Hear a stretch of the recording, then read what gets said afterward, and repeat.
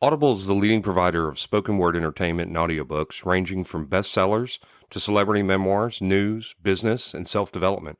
Every month, members get 1 credit to pick any title, plus 2 Audible originals from a monthly selection, and access to daily news digests from the New York Times, the Wall Street Journal, and the Washington Post, as well as guided meditation programs. Between a full-time job in IT and a full-time job in podcasting, it gets harder and harder to sit down and read the books I'm interested in. This is where Audible comes in. I can listen on my daily commute, relaxing, or while out running errands and still get in the books I've been wanting to get into. You can download titles and listen offline anytime, anywhere. The app is free and can be installed on all smartphones and tablets. Now you can try Audible risk-free with a special 30-day free trial by visiting audibletrial.com/nerdery and murdery. That's audibletrial.com/nerdery and murdery. Don't let your busy life get in the way of that great book you've been wanting to read. Go get your free trial of Audible today. This podcast is sponsored by BetterHelp. This is Geoffrey, and we've talked about many times before that I experience problems and struggles with my mental health, and really without a healthy mind, being truly happy and at peace is hard. The good news is therapy does work. It's helped for me, but what is therapy exactly? It's whatever you want it to be. Maybe you're not feeling motivated right now and would like some tools to help. Or maybe you're feeling insecure in relationships at work, or you're not dealing well with stress. Whatever you need, it's really time to stop being ashamed of normal human struggles, and it's time to start feeling better because you deserve to be happy. And now you don't have to worry about finding an in-person therapist near you to help. BetterHelp is a customized online therapy that offers video, phone, and even live chat sessions with your therapist, so you don't have to see anyone on camera if you don't want to. It's much more affordable than in-person therapy, and you can start communicating with your therapist in under 48 hours. So join the millions of people who are seeing what online therapy is really about. It's always a good time to invest in yourself because you are your greatest asset. And there's a special offer to Nerdery and Murdery listeners. You can get 10% off your first month of professional therapy at betterhelp.com/nerdery and murdery. That's betterhelp.com/nerdery and murdery. Thanks again to BetterHelp for sponsoring this podcast. Shut up, Wesley!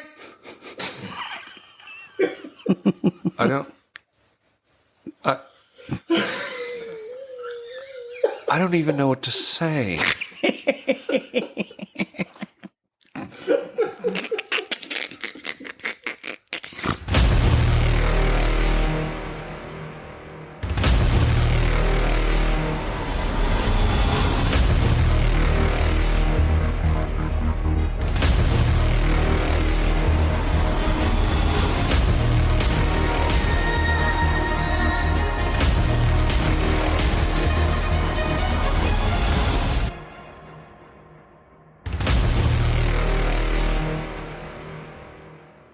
Welcome to episode 60 of Nerdery and Murdery. Big 60.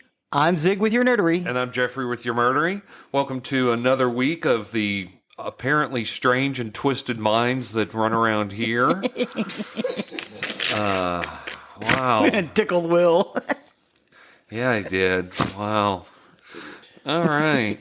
Hey, William called you an idiot. That's outstanding. I hope we got that. That's outstanding. So, Zig, with that, why don't you take over on the nerdery side of the house? Well, awesome. Today we're going to talk about Star Trek The Next Generation. Cool. Or TNG. I'd like to open with some behind-the-scenes things. Apparently there were intense battles for creative control during the season's first 2.5... during the series' first 2.5 seasons, sorry. So from studio executives through producers and writers to primary cast members, particular attention is given to how an ailing executive producer, Gene Roddenberry, struggled to retain creative control of the new series he had created and to protect his vision of Star Trek in general, only to have it effectively wrestled from him due to bad health by producers Rick Berman and Michael Piller. By the end of the second season, And although by the end of the third season, attention is also given to the dubious role Roddenberry's attorney, Leonard Maislish, played during season 1 of the new series, intensely loathed, particularly by the writers David Gerrold and D.C. Fontana, Maislish was universally held responsible for the departure of all original series production staff. Roddenberry had brought to work for the new series by the end of the first season. The infighting among the writing staff during the second season, aggravated by the 1988 writer's strike, or Writers Guild of America strike, in which writer-producer Maurice Hurley played a pivotal role, not entirely perceived as beneficial by some of his then colleagues. The resulting contentious relationship caused Hurley to refrain from making any public statements on his Star Trek involvement after he had left The Next Generation. At the conclusion of the second season, until 2014, when he agreed to be interviewed by Shatner for his documentary relating to this series of events. I talk about that documentary in here. I think I've even made a link to it. I think it was called Trouble on the Bridge. Mm-hmm. And it was about the contentiousness for getting this series made. There was a lot of trouble, particularly this particular Gene Roddenberry's lawyer. And, there was some animosity with Rick Berman and Michael Pillar. Now, having said that, I think the series got better after they took over. So that's when Star Trek became Burmized, as you'll sometimes hear it. And that's Gene Roddenberry's whole vision for Star Trek was everybody on the Starship Enterprise gets along. Everybody in the Federation gets along. It is a harmonious civilization.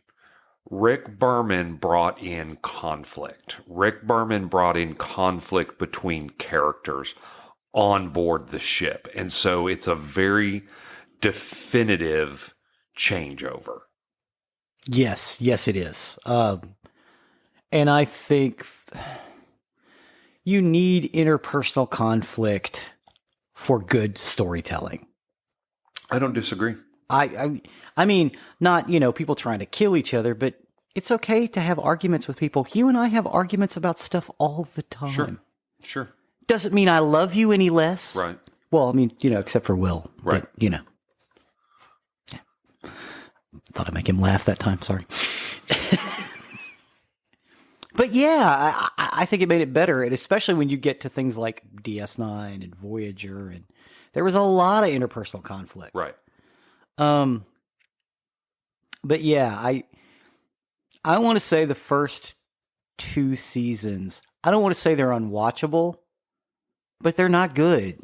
The first season for sure. I mean, I think there started to be improvements once you got into season 2, definitely into season 3 and beyond, all the way through the 7 seasons of TNG. Star Trek, for those uninitiated, Star Trek The Next Generation is an American science fiction television series created by Gene Roddenberry, and it originally aired from September 28th, 1987 to May 23rd, 1994 in syndication. Spanning 178 episodes over 7 seasons. Wow. 178. I didn't realize there were that many. Mm-hmm. The third series in the Star Trek franchise. It's the second sequel to Star Trek, the original series, set in the 24th century. When Earth is part of the United Federation of Planets, it follows the adventures of the Starfleet starship, the USS Enterprise, NCC 1701D, and its exploration of the Milky Way galaxy. Now, in the 1980s, Roddenberry, who was responsible for the original series and the animated series, and the first of the series of films, was talking to Paramount about creating a new series in the franchise. He decided to set it a century after the events of the original series. The Next Generation featured a new crew: Patrick Stewart as Captain Jean-Luc Picard, Jonathan Frakes as William Riker, Brent Spiner as Data, Texas's own Brent Spiner, by the way. He's a Houston boy. Michael Dorn as Worf, LeVar Burton as Geordi LaForge, Marina Sirtis as Deanna Troi, Denise Crosby as Tasha Yar, Will Wheaton as Wesley Crusher, Gates McFadden as Dr. Beverly Crusher, and a new Enterprise. Roddenberry, Maurice Hurley, Rick Berman, Michael Pilar, and Jerry Taylor served as executive producers at various times throughout its run. And again, I don't like to speak ill of Gene Roddenberry, but I think he may have been mistaken about the interpersonal. I can understand the idea that in the Federation it's paradise. Everybody gets along, it's great. Sure. But just because it's great doesn't mean you don't have arguments with people. Right. No, I agree with you. I don't think there was anything wrong with what Berman did. There's a lot of purists who will tell you that Berman ruined Star Trek. Yeah. But if you go back and watch the original series, there's a lot of interpersonal conflict. I don't know about a lot. Not like Berman. No, well, yeah, but I mean, look at the Galileo 7 episode. There was outright racism and animosity towards Spock in that episode. Sure. Now Berman didn't go that far. It wasn't a species. I say racist. It's actually speciesist, I guess would be a more appropriate term. There isn't a speciesist idea inside the Federation. Now there is outside the Federation. And they even explore that in the movies a little bit too. I mean, what was it the Klingon said? The Federation is a humanists only club. Yeah. With present company accepted. Right. We watched it because we were hungry for Star Trek. Sure. But in hindsight, I don't think that show even really got good until the 4th season. Now, due to the original series' popularity and syndication, Paramount Pictures began to consider making a Star Trek film as early as 1972. However, with 1977's release of Star Wars, Paramount decided not to compete in the science fiction movie category and shifted their efforts to a Star Trek television series. The original series actors were approached to reprise their roles. Sketches, models, sets, and props were created for Star Trek Phase 2 until Paramount changed its mind again and decided to create a feature-length film starring the original series cast. Now, by 1986, 20 years after the original Star Trek's debut on NBC, the franchise longevity amazed Paramount Pictures executives. Chairman Frank Mancuso Sr. observed that the shelf life in this business is usually 3 days. But to flourish for 20 years is unheard of. And he described Star Trek as the studio's crown jewel and a priceless asset that must not be squandered. So a lot of respect for Star Trek by the Paramount higher ups. I mean, as high as you could get up on the food chain. They loved it. The series was the most popular syndicated television program 17 years after its cancellation.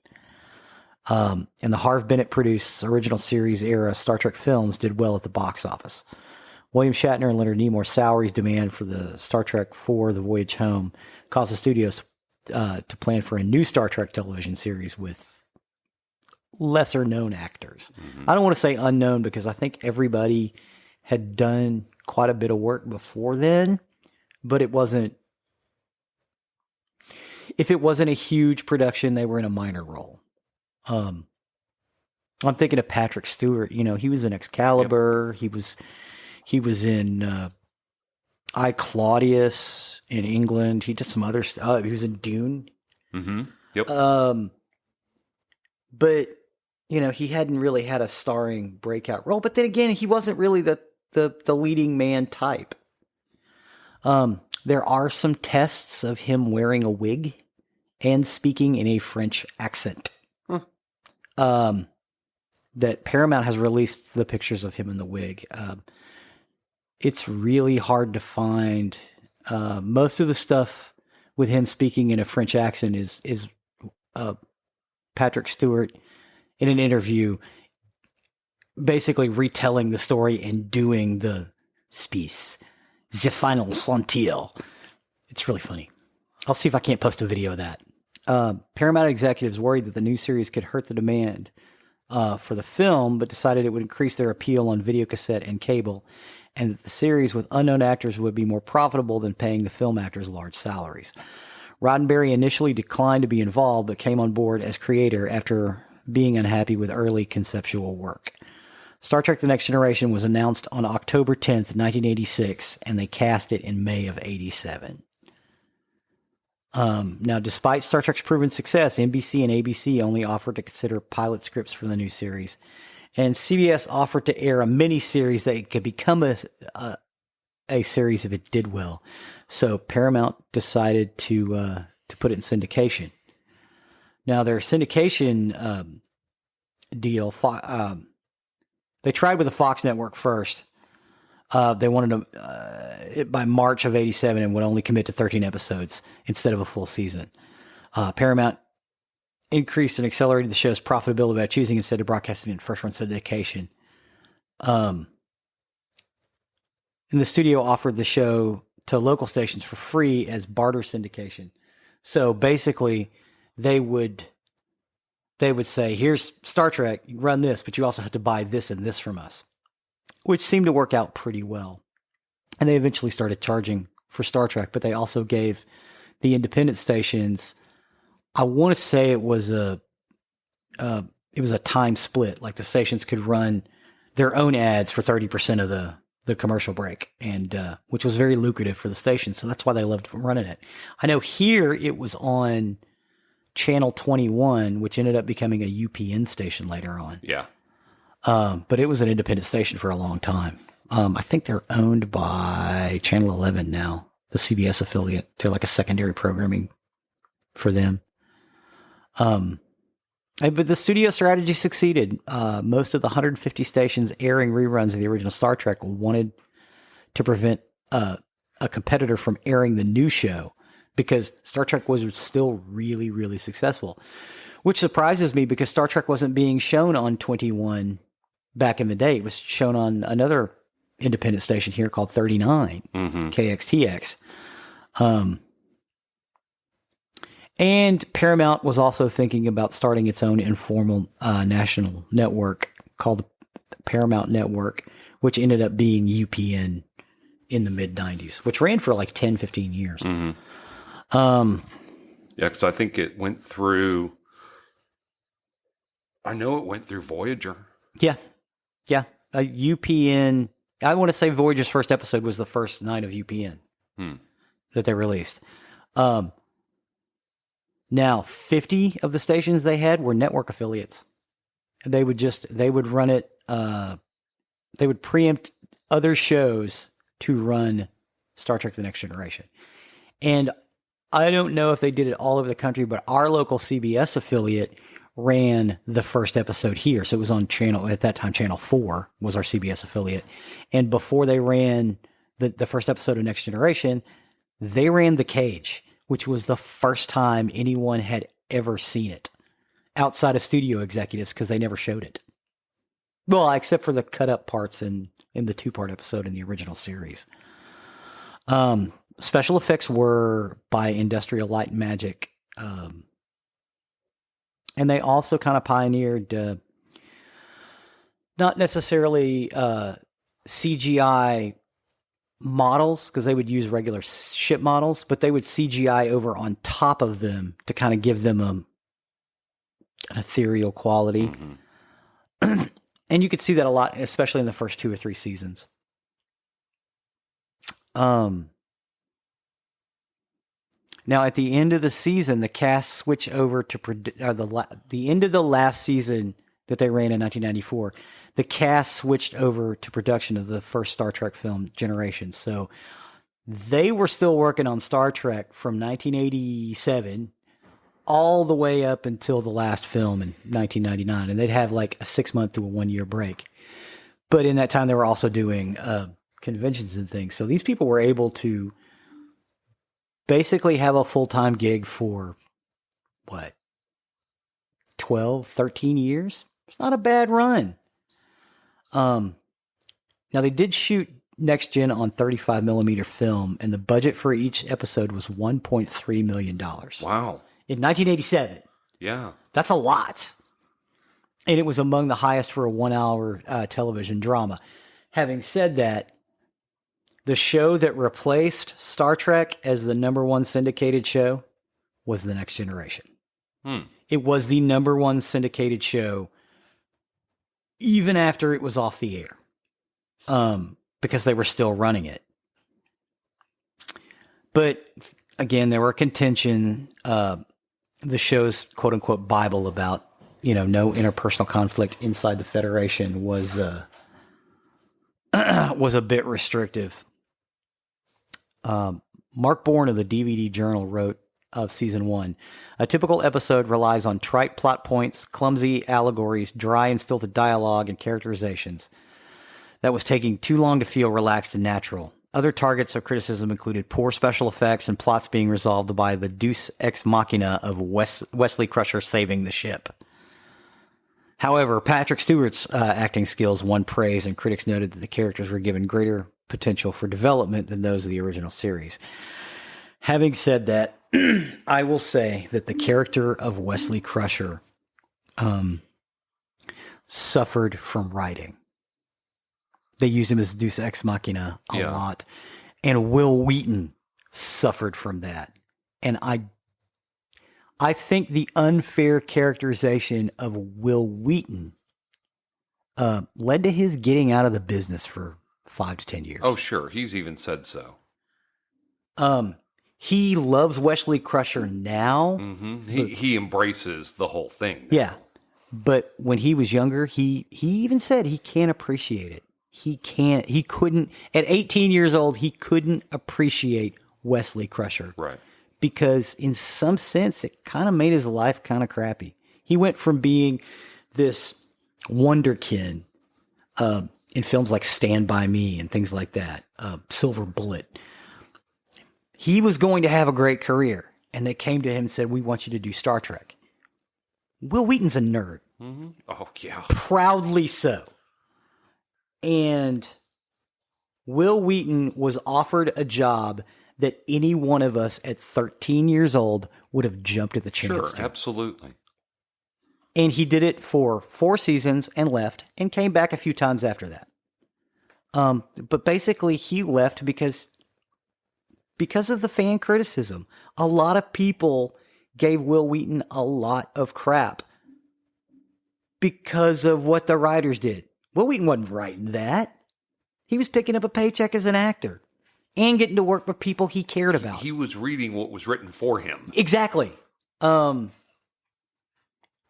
think once they went on the Traveler track in the series, that the character of Wesley Crusher got more interesting. His troubles with Starfleet Academy made him more interesting as a character than boy genius who saves the ship every chance he gets. But yeah, he suffered a lot of trouble. Denise Crosby suffered a lot of problems because she said there were times when, honestly, she was in an episode and the only thing you saw of her was her legs, because she was, the raised bridge behind the captain's chair. Right. And you could see her legs underneath it, but that was all. There are several episodes where it was only her legs that were shown. Well, and this is all mostly during the Roddenberry era, too. Yeah. Versus the Rick Berman era. So, when we talk about where things kind of got better. Yeah. Well, and when they brought Denise Crosby back as the daughter of Tasha Yar, who was half Romulan, all the stuff she did with that was great. Brought her back as a villain. Yeah. Yes. Oh, she was great too. Sela, I believe was her name. Sela? Yeah, I think that's right. Yeah. Sela. But they got Gates McFadden had a problem. Well, she had a baby, so she had to leave for a little while. But she had trouble getting back because of problems with the production staff, not the people on the ground, the people in the office. So she was gone for a season. She eventually came back. But, I mean, the character of Dr. Pulaski was much maligned as well. I never liked Dr. Pulaski. I didn't like the character of Dr. Pulaski either. It was almost like they brought Pulaski in. It was like, oh, we need some interpersonal conflict. Let's just bring this person in that nobody likes.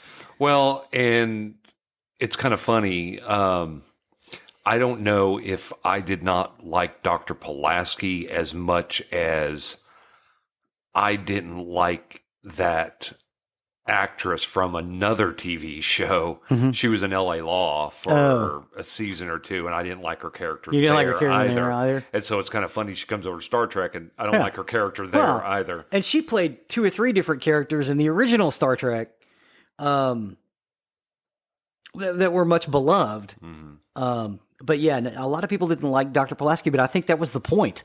I think they brought Dr. Pulaski in because they needed some interpersonal conflict as opposed to generating it naturally, through cases of conscience or something like that. No, they just brought somebody in that was argumentative. And so, yeah, the second season with her was contentious. I don't ever watch anything from that season. Yeah, no, because not a fan of hers at all. No, me either. And there was a great one about a group of biologically engineered or genetically engineered people on a planet where they were doing genetic engineering. That was incredible. It was a great episode. It was a Pulaski-centric episode, but the episode itself was really, really good. But I don't ever watch it because they wrote her to be an a-hole. Right. But in the third season, again, some of the people take over, Rick Bourbon and Michael Piller, and you start getting more interesting plot lines. Also, they were less afraid of doing 2-part episodes or doing story arcs, because honestly, I think you kind of need that. I know there's a lot to be said by episodic television, but it doesn't have to all be wrapped up at the end. Like the Bajoran conflict. That started in Next Generation. That doesn't necessarily need to be tied up on a bow at the very end. The Bajorans were screwed over by the Cardassians for 50 years. You can let that play out over a series of episodes. You don't have to make it the main focus like DS9 did, but it can be in the background, and it just made for more interesting stories. My favorite character was Ensign Ro. I loved Ensign Ro. Yeah. Played by great actress. Michelle Forbes? Oh, yeah. Yes, great actress. Incredible in that role. Yes, I love Ro because Ro brought her own set of conflicts in. Yes. Ro brought her own set of problems. Yeah, and she didn't grow up in the Federation. No.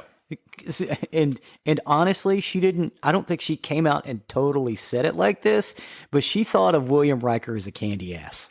Yeah, that's really how she treated him. Yeah. It's like, oh, look at you, little Federation kid growing up with meals to eat and people taking care of you, and yeah, just hardcore. Yeah, and of course, I loved Patrick Stewart.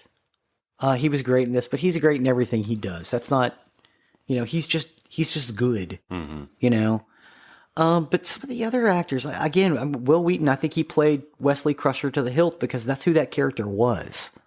And Jonathan Frakes too, with his chewing up scenery the way he would, or oh my God, I'm surprised he didn't have splinters in his mouth. Right, leading into a room with his head. The Riker opening the door.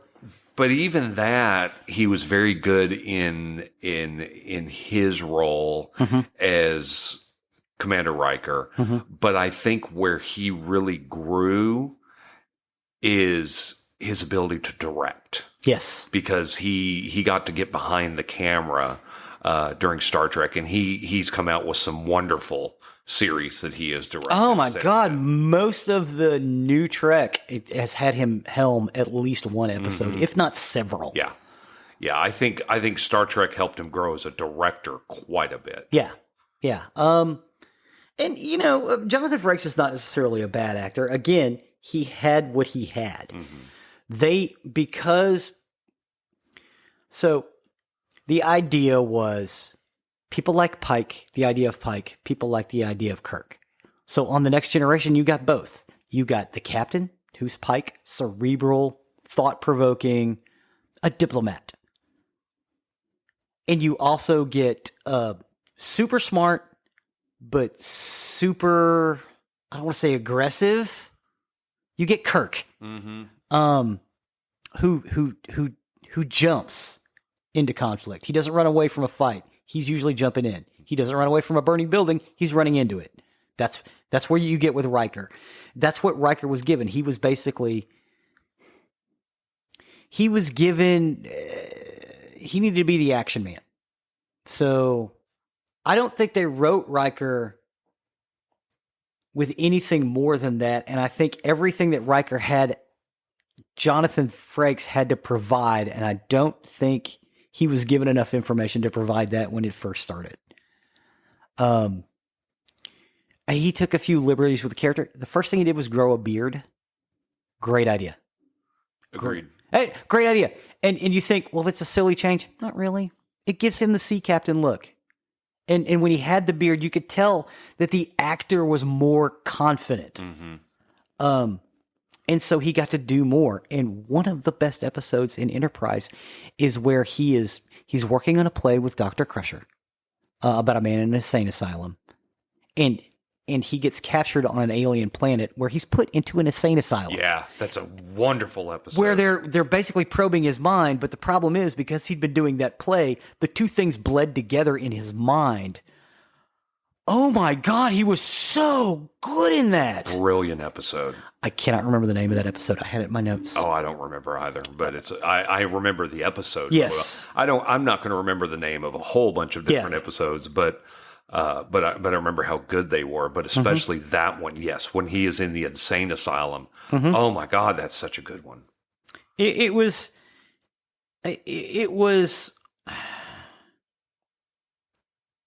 brilliant and smart, and you really had a hard time finding out what was going on. The episode where Data dreams, I think it's actually called Data's Dream, where Data gets information that not everybody else has, but because the information is hard to get, Data processes it subconsciously. And it's these little things that are eating the people or the characters in the show, and Data's the one that figures it out. But he can't see them, he can't perceive them. The Insane Asylum episode is Frame of Mind. Frame of Mind. Thank you. Which was also the name of the play, I think. Unification was also a good one. They actually brought Spock back in, where they go to Romulus, and the Romulans kind of become an adversary again, because in the Next Generation they wanted to do the Borg. Originally, they wanted to do the Ferengis, but the Ferengis were a little too comical. But the Ferengis basically were industrialists, old rich white dudes. Is what the Ferengis are supposed to be. Capitalists. A lot of people gave criticism about the Ferengis as being anti-Semitic. I don't think so. I think they were showing untempered greed. And I think that's what the Ferengis were trying to bring. But the portrayal of them was too comical. They weren't scary. So as an adversary, they brought in things like the Borg. But the problem with the Borg is the Borg are way too efficient at taking people out. So it's hard to fight the Borg. They did use them in a few episodes. The episode where the Best of Both Worlds, where they basically capture Picard and turn him into a Borg. And he leads an assault on the Federation at Wolf 359, which is where Deep Space Nine picks up, is at that assault, and then 3 years later, the aftermath of that assault. The Borg were too tough, and I think that was one of the big problems with them. So they brought back the Romulans. And the Borg were too tough, but I mean, they weren't supposed to run into the Borg as early as they did. No. And that's Q's fault. Yes. And Q. Let's talk about Q. I will go on record as saying I am not a fan of Q. I never have been a fan. I have never been a fan of Q. John Delancey is brilliant. I am a fan of John Delancey. I think John Delancey pulled that role off a lot with what he had. And in the last episode of Picard, season 2, brilliant. I wept. Brilliant. Openly wept. Don't give it away. I'm not going to give it away. We're too soon into it. We are way too soon into it. It was brilliant and beautiful. Yes. And it was the point that Q was making to Picard that this doesn't have. No, I'm going to give it away. I'm going to give it away. I'm not going to say. Watch the last episode of season 2 of Picard. Yeah. But going back to Q on Next Gen, I mean, I loved Q. I loved his adversarial stuff. It was comical, it was drama, and it was good. Yeah. I loved every time Q was on. Brilliant. I always skip around the Q episode. Well, except for the last episode, he was great in. I love that. And the first episode. You didn't like Q Hood? No. Oh. No. Q Hood just made me mad. Oh, I love that one. No. And even though one of the best lines in the series is, I must protest, I'm not a married man. We'll completely disagree there because I absolutely love every Q episode. K3 will watch Next Generation and only watch Q episodes. So those are great. Yeah. Loves, how do they put it? It's love to watch Q being back on his bullshit. Mm-hmm. Yeah. Yeah, I like that. I like that, and I did kind of like the episode with Tasha Yar's sister. I think that was Vosh. That was based around Q, right? Or am I thinking? No, Vosh is somebody else. Never mind. Yeah, no. I'm getting those two characters conflated. Apologies. But yeah, I mean, with the Next Generation, I don't think it holds up as well. But not for storylines. Again, past the 4th season. The sets look a little too much like a 1980s office building in space. Whereas Voyager does not. Enterprise does not. And Deep Space Nine definitely does not. But it does still kind of convey the sterile, happy, all together now Federation point that they were trying to make. It wasn't Q Hood, by the way. It was Cupid. Cupid. Yeah, they're just making puns. Love it. I will say this. I think Next Generation also suffered when all of the original writers left. They brought a bunch of new people in. And there was still a transition. Season 3, Season 4 of them trying to get their feet underneath them. Mm-hmm. Which is understandable. So I think there are a lot of filler episodes. And I always viewed the Q episodes, other than the first and the last one, as filler episodes. It's like, oh, what do we do now? Oh, we should do a Q episode. Well, how do we get around it? Well, we'll have Wesley Crusher save the day. And it happens. It happened a lot. But like after the midway through the 4th season into the 5th, 6th, and 7th season, all of that stuff's good. I don't think there are any filler episodes. The episode with the flute, I believe that's called Inner Light, if I'm not mistaken. Oh, one of the saddest. Yes. Saddest. Oh. Yes. Yes, where he is playing that flute at the end because he's lived an entire lifetime. Yeah. Oh. Yeah, lived an entire lifetime on an alien planet. Mm-hmm. Had a family, had grandchildren, yes. and he learned to play that flute. Yes, he did. While on that planet. And that's another episode that is just brilliant. Yes. But just that end. Yeah, where they go to the probe, they open it up, and the only thing in it is a small box with the flute. Mm-hmm. And he brings it back, and when he's by himself, he can still play the flute. Yeah. And the prop doesn't work. It doesn't play. Right. It's a brilliant episode. He was amazed at how much that thing went for, and he was like, I hate to tell them, but it doesn't work. It doesn't play. It's just a prop. But I guarantee you someone has that displayed quite proudly on their mantelpiece, probably behind glass. Mm-hmm. Yeah, so there are several episodes. Again, all the stuff with Ensign Rowe. Times Arrow. I love Times Arrow, where you really get to visit Guinan. Oh, we haven't talked about Guinan yet. The character of Guinan. She is a centuries old. Watcher. Yeah, She's a watcher. she's a watcher. The Auralians, or I can't remember the name of her species. yeah. But they're watchers. They're listeners. They're listeners. Yeah, that's more in tune with it. They're listeners. Yeah, and they've lived for centuries and centuries, and they're wonderful. Elarians. Yes. Elarians. And she's the bartender on the. She's the bartender on the Enterprise at 10 Forward. 10 Forward, right. The recreational area that people just hang out in. And she wanted to be part of Star Trek because she always attributed it to letting more black people into serious drama because of Nichelle Nichols. Mm-hmm.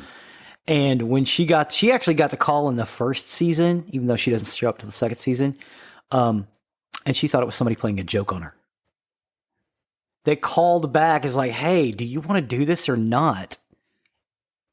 And that's when her agent got involved and was like, this is a serious question. Do you want to do this? And she left at the chance. But she really thought it was somebody fucking with her. So she could have been in the first season, but she didn't think it was a real thing. But yeah, Guinan was an amazing character. She was great in Generations too. Yes, she was. I think she really showed herself in Generations, or the character, and again in Picard. So Picard's going to link back to Next Generation a lot, because it's one of the characters. And I've read somewhere season 3 specifically. Yeah, I think season 3 we will get everybody back. Yeah, for season 3. Yeah, not just Brent Spiner and Whoopi Goldberg. And Jonathan Frakes and Marina Sirtis. Yeah. And Will Crusher and Whit Wheaton. Will Wheaton.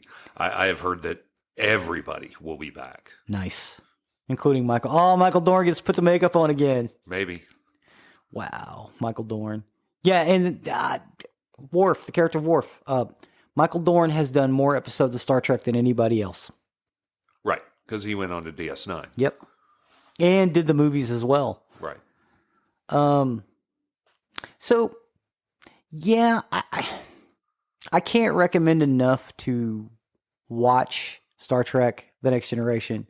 Again, with the caveat of that first season's rough. Yeah, you got to make it through that first season. The second season is rough. The third season, not so much. The fourth season is decent. But the fifth, sixth, and seventh seasons are exceptional. Agreed. There's not a bad episode in those last 3 seasons, especially when you get with Ensign Rowe and Miles O'Brien marrying Keiko, and them having a baby when there's a catastrophe on the ship, and it's just brilliant. I can't recommend it more. Having said that, Deep Space Nine is still, I think of as a more superior series. Right. I like it better.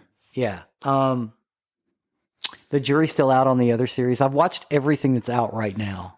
Well, and what's funny is DS9 is the one I've watched the least of. We've had this conversation, whereas Voyager is the one you've watched the least of. Yeah.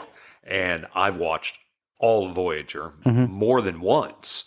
And I've told you on Voyager, because you've told me on DS9, stick with it, because DS9 had the same failings as Star Trek Next Generation. Is it started off slow and you just got to pick up. Voyager was the same way, and if you would stick through Voyager, there are some just brilliant episodes later. I've gone through Voyager and kind of picked a couple that I thought sounded really interesting. There was one where they woke up an alien who was in suspended animation for several thousand years, and it turns out that their species had they basically had a little empire going, and he's the last of his kind. think I remember that one. Yeah, and he's, they're coming up against the Borg because they're in Borg space now. He's like, what, these guys? These guys were nobody. They only accumulated a couple of different species. These guys were a minor irritation. Well, yeah, 2,000 years ago, I'm sure they were. But yeah, and I thought that was fascinating. But the guy turns out to be kind of an a-hole because, again, he was from a... Well, we can talk more about Voyager later. Yes, yeah. Sorry, circling back. Finalized Star Trek. As we do, yeah. So with the Next Generation, I cannot recommend more watching it. But again, with the caveat, it's going to be rough to get through that first season. It's going to be less rough getting through the second season, and it gets progressively better. But if you want to drop in and watch it, I'd say watch the pilot episode, which is not good. Counter at far point. Yeah, it's 2-parter. And then jump right into the 5th season. Just do that. I think you miss out on way too much if you do. I think you need to stick with it and go through all the various struggles and strife that they do go through. I would say stick through it. I know they're rough, but... You watch all 178? I would watch all 178. Absolutely. I would not skip to season 5. Not at all. Sweet. Well, that's about it for Star Trek Next Generation. I think the next one of these will be on Deep Space Nine. It will probably be a long one, too. Cool. All right, with that then, I guess we will step over to the murdery side of the house. Murder. For my information today, I got my sources from Medium, Chicago Now, Unsolved Mysteries, The Lineup, and Paranorms. And this is the strange case of Teresita Basa. Teresita Basa? Yes. Teresita Basa, okay. So, unfortunately, unsolved crimes are common. A murderer may never reveal their motive, or a body may never be discovered. But in the intriguing case of Teresita Basa, the strangeness surrounds not who committed the crime, but how investigators solved the case. As a result, it's known as one of the most shocking murder cases in Chicago's history. Most shocking murder cases in Chicago's history? Mm-hmm. That's pretty shocking. Teresita Basa was born in Dumaguete City in the Philippines in 1929. She graduated from Assumption College in Manila, and she moved to the U.S. in the mid-1960s. She worked as a respiratory therapist at the now-defunct Edgewater Hospital in Chicago, Illinois, and she was regarded as a respectful woman that was extremely committed to her profession. She lived a very quiet, average life once she migrated to the United States, and though she had been in the U.S. for some time, she still had a very heavy accent, Spanish accent.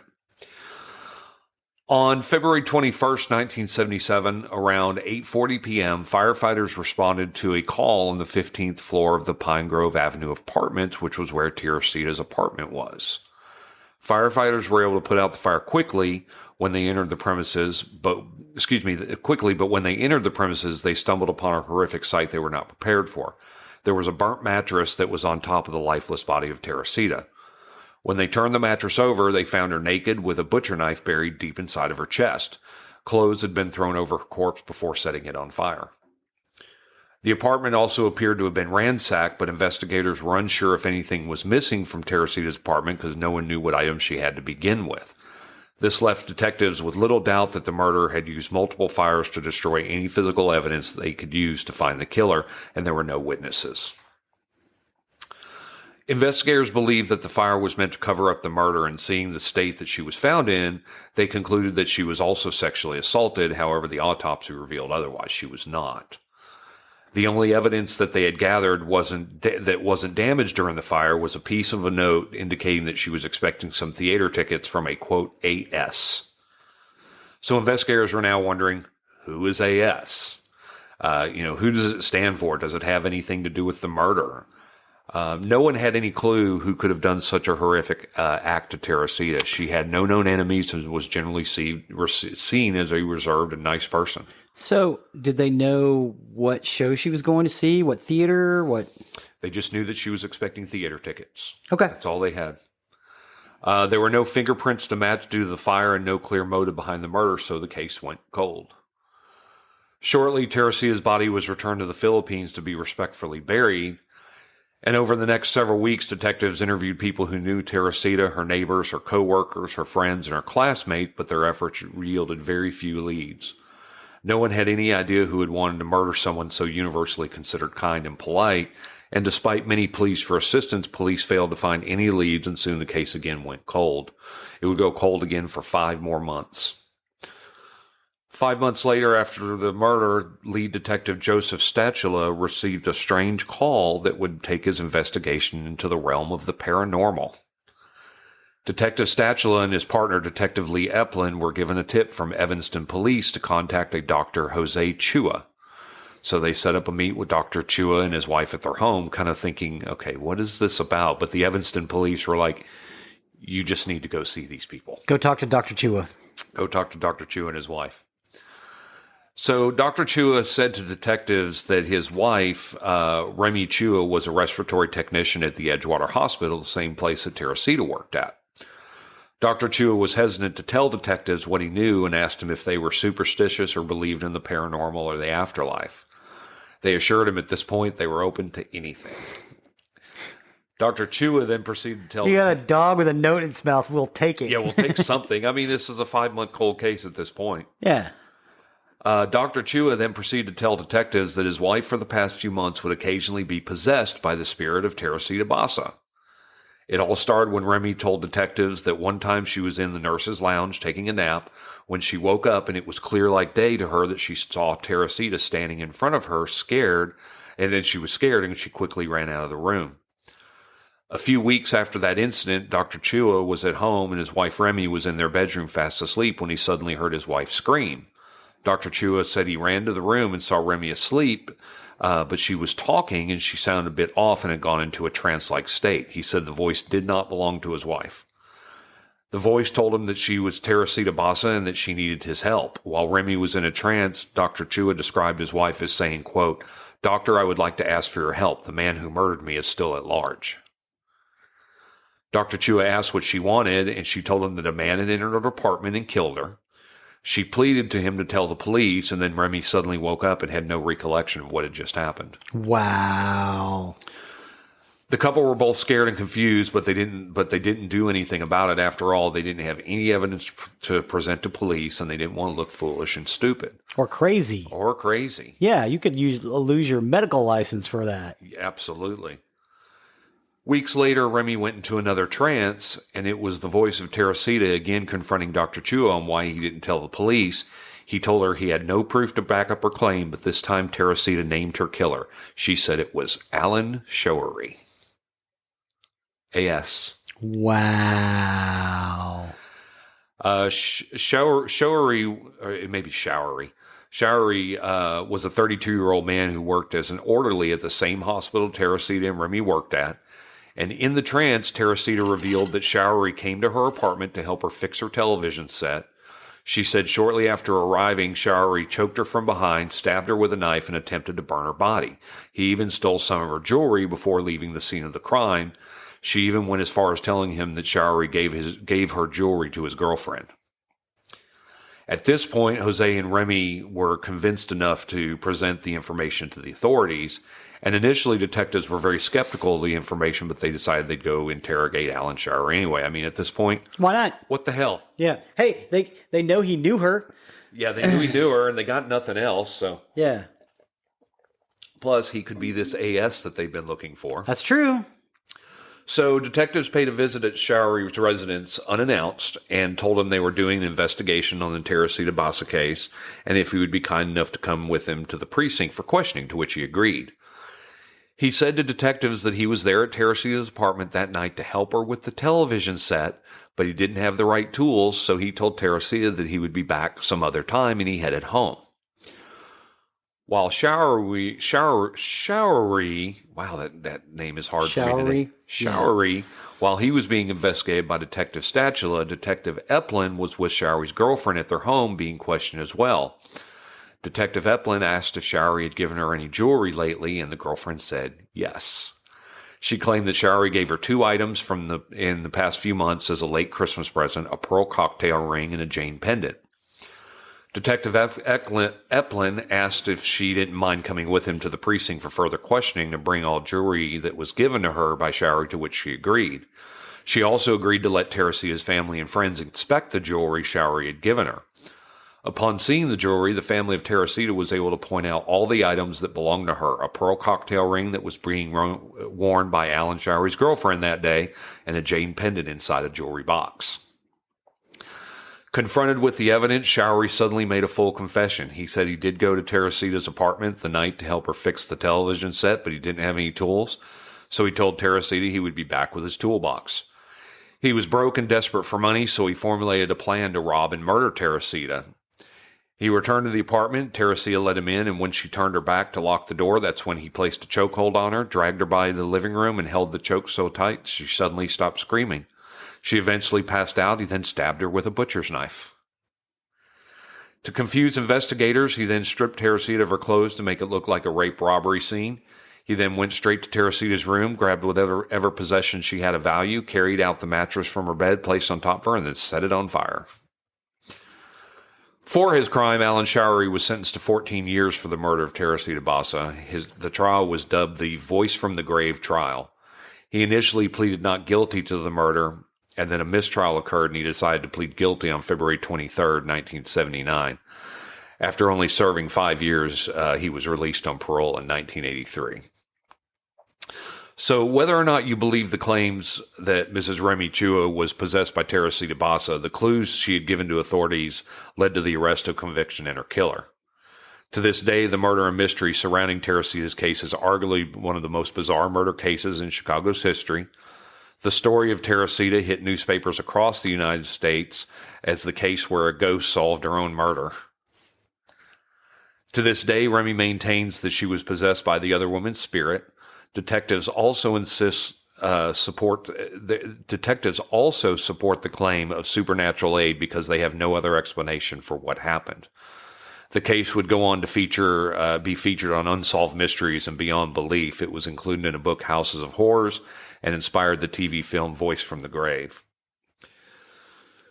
However, despite Remy's insistence of paranormal involvement, there may be another non-paranormal explanation.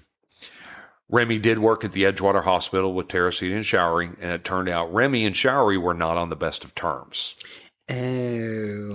In fact, Showery's complaints about Remy's work resulted in her being fired from her job. Oh. More to the point, Teresita's dreams visitation began shortly after Remy was fired. But regardless of Remy's motivation, the fact remains that everything she shared was true. Her going to the police led to the capture and conviction of a murderer. If the supernatural isn't involved, we may never know how Remy obtained this information in the first place. She had an awful lot of information about how it happened. Yeah, which was probably not public knowledge. But did she somehow overhear Showery admitting to the crime while at work? Yeah. Did her subconscious mind piece together various suspicions into a whole picture that just happened to match the truth? In the end, it may not even matter. Even if Teresita's voice never spoke from beyond the grave, the alleged paranormal connections ultimately prevented her murder from joining the legions of cases that have gone cold and remain unsolved, and a murderer went behind bars. And that is the strange case of Teresita Basa. I have questions. Okay. I have questions. My first question is, so he left her house and then formulated a plan, came back to her house and executed plan. Mm-hmm. That is premeditated murder. Correct. That's murder one. Yes. Right? Yes. Am I correct about that? I believe so. Yeah. So, premeditated murder and robbery, arson, and you could throw a vandalism charge in there too because he did tear the place up. Right? How does he only serve 4 years? He served 5, but he was only sentenced to 14.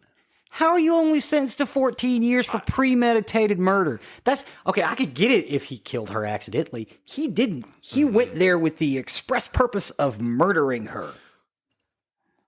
Well, he initially pleaded not guilty, so it's possible that he took a deal to plead guilty and have the trial be over. Okay.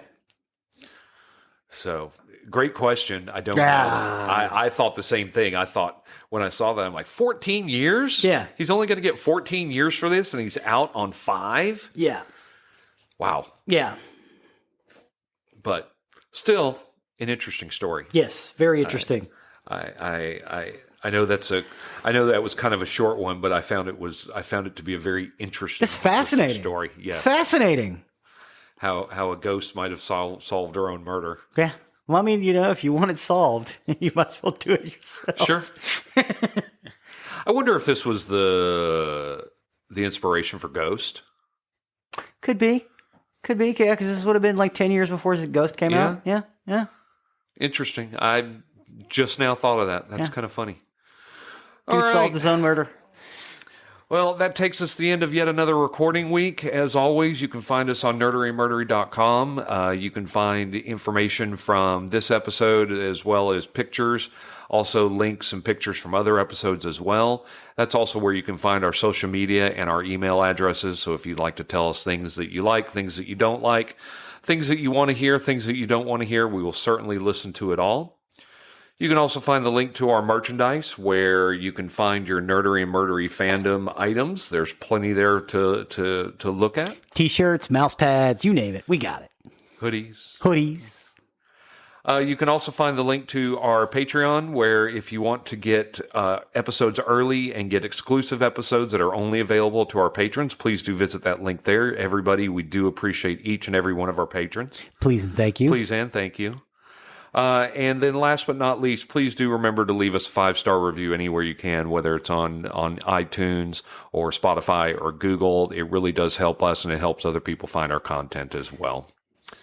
So with that, I have been Zig with your nerdery. And I've been Geoffrey with your murdery. Cue the music.